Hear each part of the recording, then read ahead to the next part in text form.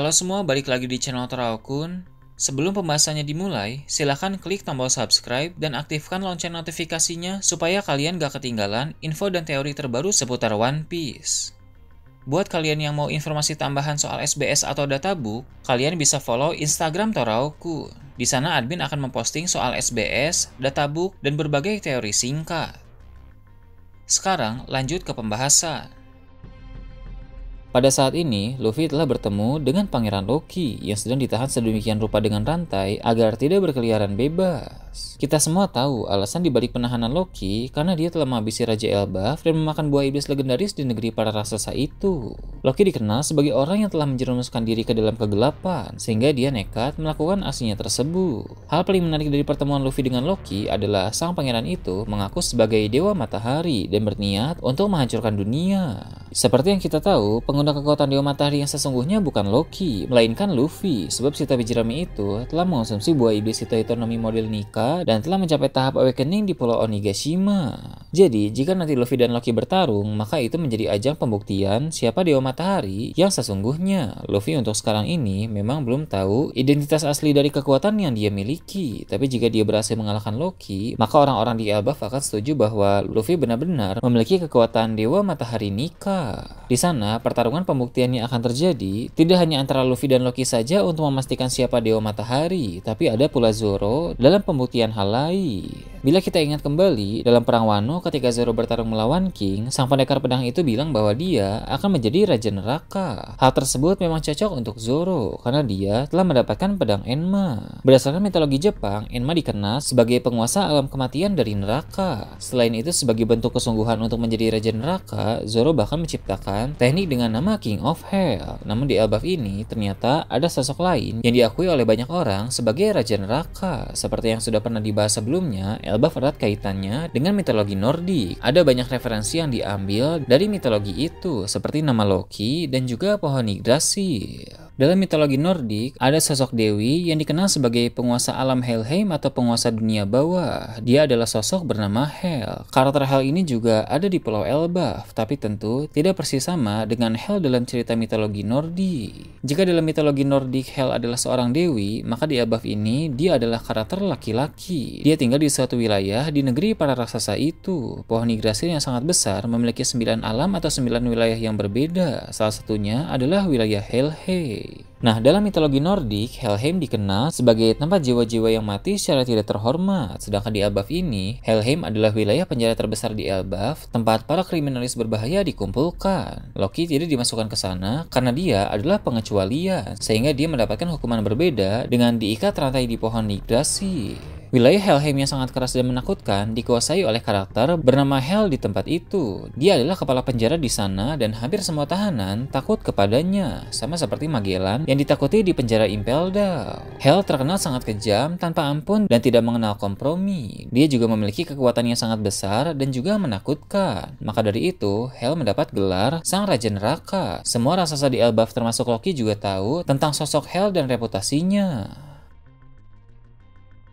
Karena Luffy tidak kunjung menyusul teman-temannya, Nami pun curiga bahwa Luffy terlibat suatu masalah. Zoro ingin menyusul Luffy, tapi Sanji mencegah itu karena dia takut Zoro akan tersesat. Mereka pun berdebat untuk menentukan siapa yang akan menyusul Luffy. Karena Zoro dan Sanji sibuk berdebat, tiba-tiba ada raksasa yang bergerak dengan sangat cepat, kemudian menculik Chopper yang menurutnya unik. Bahkan tak hanya Chopper, Usopp dan Nami pun juga ikut dibawa olehnya. Telah dijelaskan dalam chapter 1130, bagi orang luar butuh izin untuk bisa masuk ke wilayah Elbaf. Status para kru bajak laut Topi Jerami sekarang ini adalah pendatang ilegal karena mereka tidak memiliki izin untuk masuk.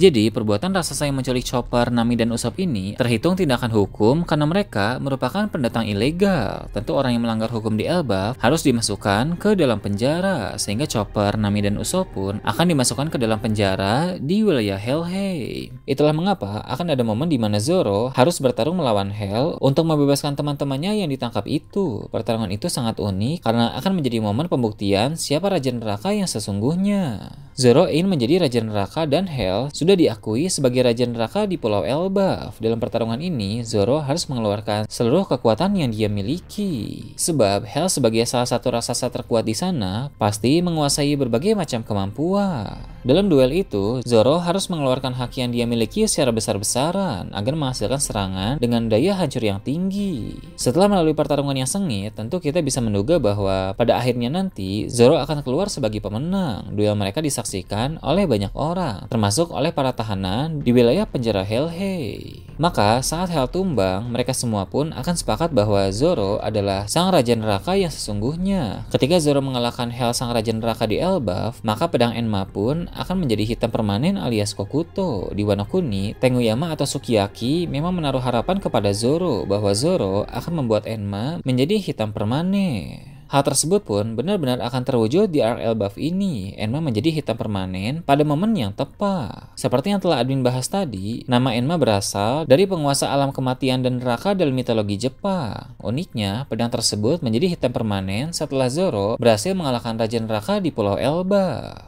Hell sang Raja Neraka di Elbaf itu pun tumbang dan menjatuhkan pedang miliknya. Pedang milik Hell ini merupakan salah satu harta karun Elbaf yang merupakan pedang legendaris di sana. Namun karena bentuknya yang tidak seperti katana, Zoro tidak tertarik dengan pedang tersebut. Perlu diingat bahwa pedang yang pernah Zoro gunakan dari dulu sampai sekarang bentuknya kurang lebih sama. Pedang yang bermodelkan katana yang menjadi ciri khas para samurai. Nah, sedangkan pedang legendaris milik Hell ini bentuknya berbeda, bukan tipe pedang katana yang biasa Zoro gunakan, sehingga Zoro pun tidak berminat terhadap pedang itu. Lagi pula, kini pedang Enma sudah menjadi pedang hitam alias Kokuto. Ini sudah lebih dari cukup sebagai peningkatan kekuatan Zoro. Sekarang, Enma yang sudah menjadi Kokuto naik satu tingkat, dari Owazamono menjadi Saijo Owazamono, setara dengan pedang Yoro milik Mihao. Tebasan-tebasan dari pedang Enma sebelumnya sudah memiliki daya hancur yang sangat besar. Bahkan Kaido saja yang memiliki daya tahan tubuh kuat sangat mewaspadai tebasan dari pedang itu. Kini setelah pedang Enma naik level, tentu tebasan-tebasannya semakin mengerikan. Ditambah gabungan Haushoku Haki dan Bushoshoku Haki, maka tebasannya pun semakin mustahil untuk ditangkis. Sedangkan untuk dua pedang lain masih belum akan menjadi hitam permanen di Pulau Elbaf ini. Ketiga pedang Zoro akan berubah menjadi Kokuto secara bertahap, satu persatu dalam momen-momen yang berbeda. Menariknya, setiap momen itu pasti akan memiliki kaitan unik dengan pedang-pedang tersebut. Untuk Sandai Kitetsu, pedang itu akan menjadi hitam permanen setelah Zoro berhasil mengalahkan Gorosei Nusjuro dalam perang melawan pemerintah dunia nanti. Seperti yang kita tahu, Elbaf adalah arc kedua dalam saga terakhir. Setelah arc Elbaf berakhir nanti, maka cerita telah semakin mendekati perang terbesar untuk melawan pemerintah dunia. Dalam perang tersebut, musuh utama Zoro adalah Nusjuro. Sang Gorosei itu sudah pernah bentrok singkat dengan Zoro di Pulau Egghead. Melihat bentrokan tersebut menjadi petunjuk bahwa nanti dua orang itu akan melakukan duel lagi dengan serius, hingga ada pihak yang menang dan kalah. Mengapa Sandai Kitetsu akan menjadi hitam permanen dalam duel melawan Nusjuro? Karena Nusjuro adalah pengguna Sodai Kitetsu. Kedua pedang itu sama-sama berasal dari garis pedang terkutuk. Sodai Kitetsu milik Nusjuro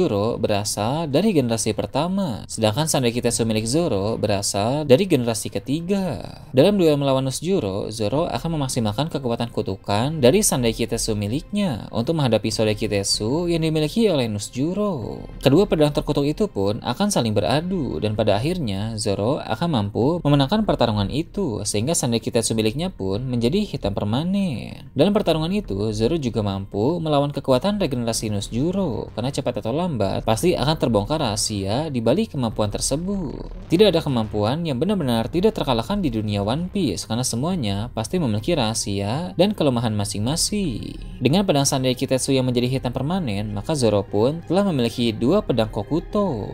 Nah, untuk Wado Ichimonji, ini memang pedang pertama milik Zoro, tapi pedang ini akan menjadi yang terakhir yang berubah menjadi Kokuto. Wado Ichimonji akan menjadi hitam permanen setelah Zoro mengalahkan Mihawk dan merebut gelar pendekar pedang terkuat di dunia. Duel Zoro melawan Mihawk akan terjadi setelah perang melawan pemerintah dunia. Duel itu akan menjadi pertarungan paling legendaris di kalangan pendekar pedang. Setelah Zoro berhasil mengalahkan Mihawk, maka Wado Ichimonji pun akan menjadi pedang hitam permanen. Lagi-lagi, itu adalah momen pilihan yang tepat dan unik. Dulunya, Wado Ichimonji adalah pedang milik Kuina, sahabat Zoro saat masih di dojo. Setelah Kuina mati, Zoro pun meminta pedang tersebut dari ayah Kuina. Zoro telah berjanji kepada Kuina bahwa dia akan menjadi pendekar pedang terkuat. Jadi momen di mana Wado Ichimonji menjadi hitam permanen secara kebetulan terjadi ketika Zoro telah berhasil memenuhi janjinya itu. Memang ada makna di balik setiap momen saat pedang Zoro menjadi Kokuto. Namun yang paling penting dari itu semua tentu bukan makna dari momen-momen tersebut, melainkan bukti bahwa kekuatan Zoro terus meningkat seiring berjalannya waktu, hingga semua pedang yang dia miliki satu persatu menjadi hitam permanen. Pertarungan melawan Hell di Pulau Elbaf ini akan menjadi langkah awal untuk itu. Nah itu tadi berbagai hal menarik pada chapter 1131. Gimana menurut kalian? Silahkan tulis di kolom komentar di bawah.